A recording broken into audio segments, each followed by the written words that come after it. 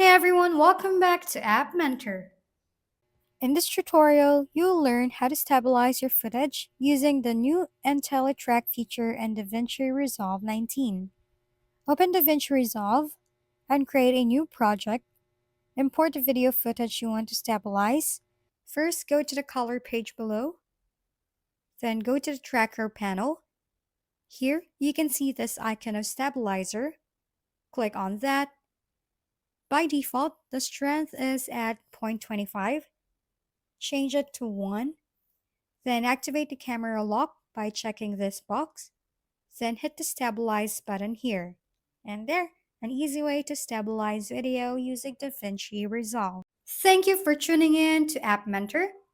If this video is helpful, please don't forget to like, hit the subscribe button, and leave a comment for any suggestions. See you on the next video.